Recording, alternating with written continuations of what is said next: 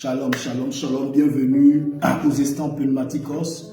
Que la grâce de Dieu, la faveur divine vous visite dans vos maisons, vous localise là où vous êtes actuellement et là où vous nous suivez. On s'invite par le prophétique dans vos maisons. C'est Instant Pneumatikos, bienvenue à Instant Pneumatikos. Disposez-vous, j'aimerais que là où vous êtes, vous puissiez prier ensemble avec nous, vous puissiez adorer quelques minutes avec nous. Nous prions ensemble maintenant. Père, nous te levons ce soir. Seigneur, ce soir, tu te lèves et tu défends ma cause. Ce soir, tu te lèves, tu visites un homme, tu visites une femme. Seigneur, ce soir, nous sommes là dans ta présence. Nous t'appartenons, Seigneur. Nous sommes venus pour te louer. Nous sommes venus pour t'exalter ce soir. Que toute la gloire te revienne ce soir. Que toute la louange soit à toi et à toi seul. Seigneur Dieu vivant d'Israël, Christ est mort sur la croix, il a versé son précieux sang. Seigneur, ce soir, Seigneur, visite un homme, visite une femme, touche un homme, touche une femme. Seigneur, ce soir, Seigneur, qui passe peut-être, Seigneur, dans des difficultés, qui est Seigneur, assiégé, oh Dieu, par les puissances, Seigneur, des rêves de la sorcellerie, qui est, Seigneur, sur l'oppression, sur les chaînes. Seigneur, je prie, gloire soit rendue à Dieu. Je vais que l'on lise ensemble notre texte de base, qui nous servira de texte d'appui ce soir. Je lis Luc chapitre 12, le verset 13. Il est dit ceci: quelqu'un dit à Jésus, du milieu de la foule, Maître, dis à mon frère de partager avec moi notre héritage. Du milieu de la foule, quelqu'un poussera un cri pour interpeller le Seigneur, dira, Maître, dis à mon frère de partager, d'accepter de partager l'héritage avec moi. Amen. Alléluia. Amen. Et écoutez la réponse du Seigneur Jésus. Jésus lui répondit, ô homme, qui m'a établi pour être votre juge ou pour faire votre partage. Amen, amen. Amen. Ça, c'est très important.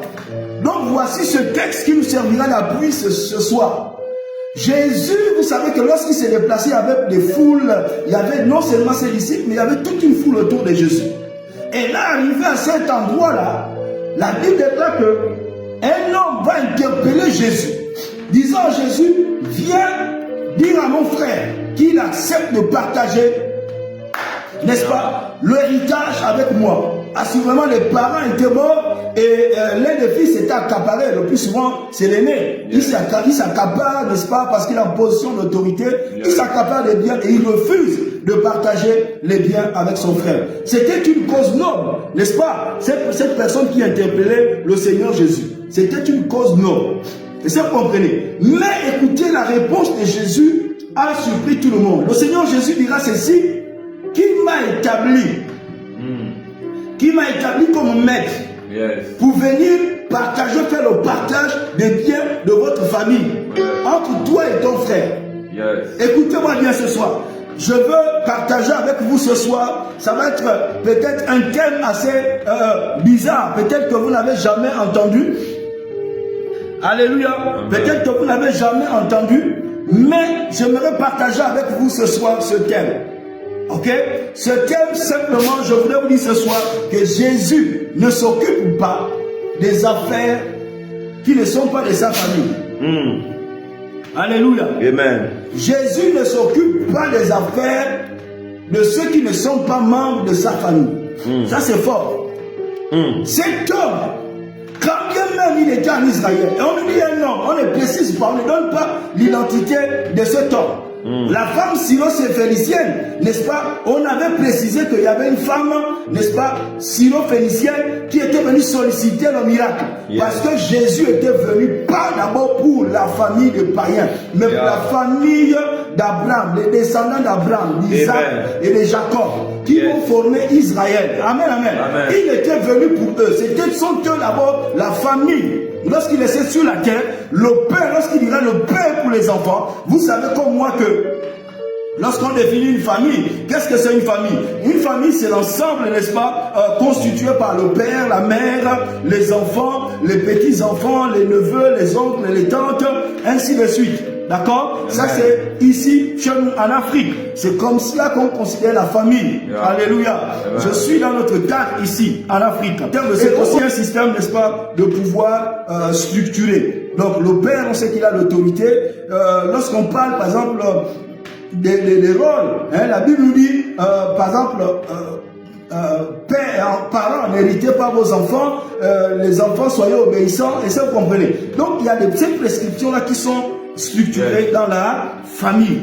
Donc lorsqu'on parle de famille, cet homme-là sortait d'une famille. Et dans cette famille, il y avait un problème. Le problème, c'était quoi? C'était le partage de l'héritage.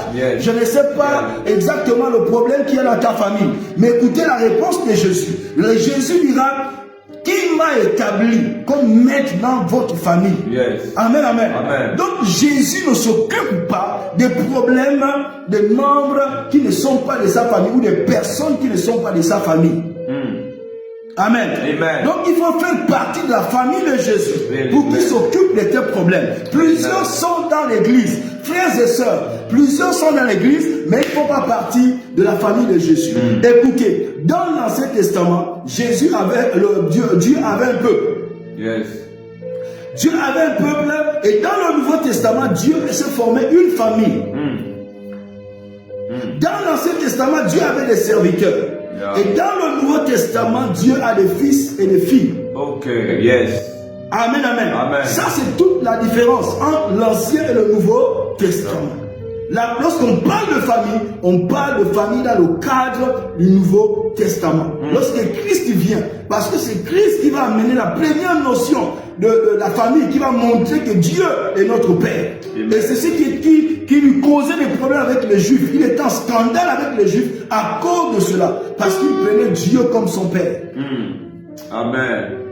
Lorsque vous voyez dans Jean chapitre 5, il a failli se faire lapider à cause de cela. Dans Jean chapitre 8, il a failli se faire lapider aussi. Donc, à cause, les Juifs lui reprochaient parce que toi qui es non, tu t'es fait Dieu. C'est-à-dire que tu dis que tu es fils de Dieu. Par conclusion, par déduction, si tu es fils de Dieu, tu es Dieu. Alléluia. Donc, Jésus dit qui m'a établi comme membre, maître sur ta famille pour venir partager les biens. Qui m'a établi? Qui m'a donné son nom? My God. Frères et sœurs, j'ai envie de te dire ceci, que Christ a une famille. Jésus a une famille. Alléluia. Amen. Jésus a une famille. Et je veux que ensemble que l'on lise quelques textes ensemble. Quelques textes. Amen. Amen. Marc chapitre 3. Le verset 35. Merci. Car quiconque, car quiconque fait la volonté de Dieu, celui quiconque fait la volonté de Dieu, celui-là est mon frère. Celui-là est mon frère. Ma soeur. Ma soeur. Et ma mère. Et ma mère. Amen. Bon, ça version dit la volonté de Dieu. Une autre version dit celui qui fait la volonté de mon père. Il est mon frère. Il est ma soeur. Amen, amen. Il est ma mère. Est-ce que vous comprenez ça? Celui qui fait la volonté de mon père. Frère, lorsqu'il y a une famille, pour avoir accès dans cette famille-là, il y a soit tu as accès dans une famille, soit par naissance biologique, c'est-à-dire que tu es né d'un père et d'une mère. Alléluia. Amen. Ou soit par adoption. Par alliance, on t'adopte et tu fais partie maintenant d'une famille. Or, Jésus vient nous faire connaître qu'on a un Père qui est dans les cieux. Lorsque vous le voyez depuis Matthieu chapitre 6, il dit, lorsque vous priez, dites notre Père qui est dans les cieux. Donc il y a un Père. Et de tous ceux qui ont parlé de Dieu dans la Bible, c'est seul Jésus qui a introduit la notion de Père. Donc la famille commence dans le Nouveau Testament. Il dit vous avez un Père qui est dans les cieux. Il y a un Père. Si frère, on a un Père, ça veut dire que nous sommes nés dans cette famille-là. Tu ne peux pas entrer dans la famille de Dieu si ce n'est que par ce qu'on appelle la nouvelle naissance.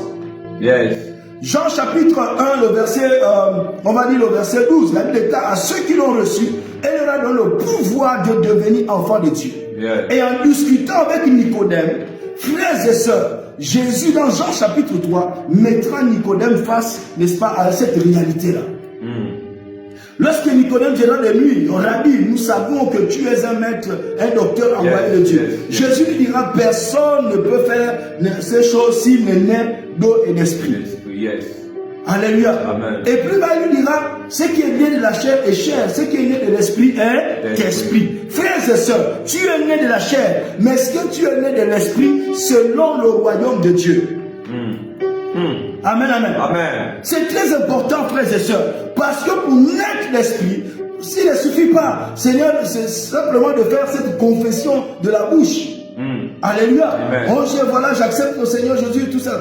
Frère, ton cœur, et c'est ton cœur qui est engagé, c'est ton esprit est conscient de ce qui est en train de se passer. Plusieurs sont dans l'église, plusieurs années, ils ont, peu importe le nombre d'années que tu as passé dans l'église, frères et sœurs, ça ne te qualifie pas d'être membre de la famille de Jésus. Yeah. Alléluia. Nicodème servait Dieu, mais il n'était pas, comment on appelle ça, membre de la famille de Jésus. Voici pourquoi le thème de ce soir, Jésus ne s'occupe pas des membres qui ne sont pas de sa famille. Il s'occupe des membres de sa famille. Si tu n'es pas de sa famille, il sera difficile. Il te faut vraiment quelque chose d'autre en plus que la foi.